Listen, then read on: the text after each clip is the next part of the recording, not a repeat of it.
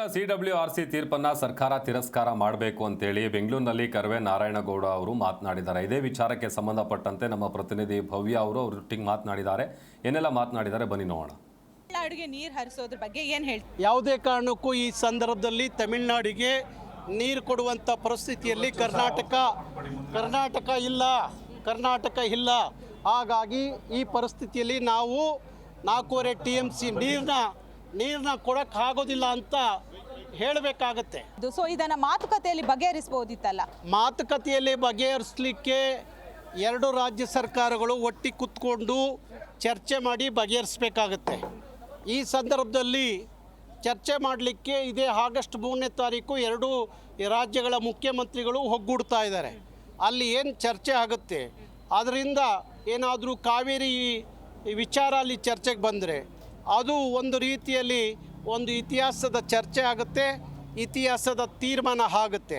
ಅದಕ್ಕೋಸ್ಕರ ನಾನು ಎರಡು ರಾಜ್ಯಗಳ ಮುಖ್ಯಮಂತ್ರಿಗಳಲ್ಲಿ ಮನವಿ ಮಾಡ್ತೀವಿ, ನಿಮ್ಮ ಚರ್ಚೆಯ ಪ್ರಮುಖವಾದ ವಿಚಾರವೇ ಕಾವೇರಿ ಆಗಲಿ ಅನ್ನೋದು ನನ್ನ ಉದ್ದೇಶ. ನಾರಾಯಣಗೌಡ ಅವರು ಬಹಳಷ್ಟು ಈ ವಿಚಾರ ಬಂದಾಗ ಬಹಳಷ್ಟು ಬಾರಿ ಹೋರಾಟ ಮಾಡಿದ್ದೀರಾ. ಸೊ ಈ ಬಾರಿಯ ಹೋರಾಟ ಹೇಗಿರುತ್ತೆ ಸರ್?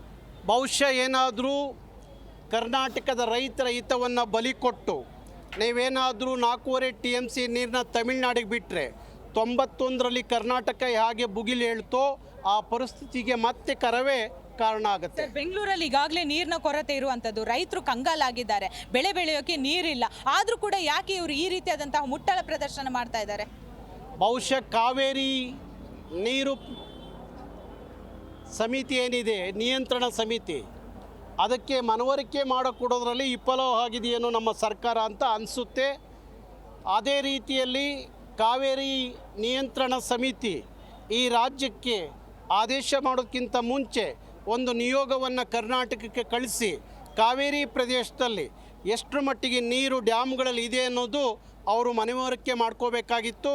ಅದನ್ನು ಮಾಡಿಕೊಳ್ಳದೆ ಏಕಾಏಕಿ ಈ ಥರದ ತೀರ್ಪು ಅದು ಕರ್ನಾಟಕಕ್ಕೆ ಮರಣ ಶಾಸನವಾಗಿದೆ.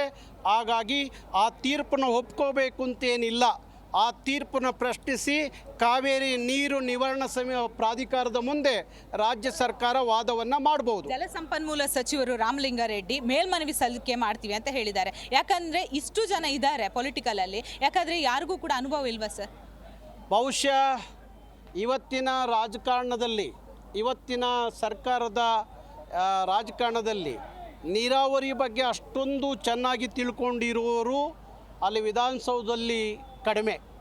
ಹಾಗಾಗಿ ನಮ್ಮ ಕರ್ನಾಟಕದ ನೀರಾವರಿ ತಜ್ಞರು ಏನಿದ್ದಾರೆ ಅವ್ರ ಜೊತೆಯಲ್ಲಿ ಚರ್ಚೆ ಮಾಡಬೇಕಾಗುತ್ತೆ ರಾಜ್ಯ ಸರ್ಕಾರ. ಹಾಗೆ ನಮ್ಮ ಸರಿಯಾದ ರೀತಿಯಲ್ಲಿ ನಮ್ಮ ರಾಜ್ಯ ಸರ್ಕಾರ ಕಾನೂನು ತಜ್ಞರ ಜೊತೆಯಲ್ಲಿ ಚರ್ಚೆ ಮಾಡಿ ಸರಿಯಾದ ತೀರ್ಮಾನಕ್ಕೆ ಬರಬೇಕಾಗುತ್ತೆ. ಇದಾಗಿತ್ತು ನಾರಾಯಣಗೌಡ ಅವರ ಮಾತು. ಬೆಂಗಳೂರಿನಿಂದ ಕ್ಯಾಮ್ರಾ ಪರ್ಸನ್ ಯಶಸ್ ಜೊತೆ ಭವ್ಯ, ಸುನಿಲ್, ಜಿ ಕನ್ನಡ ನ್ಯೂಸ್.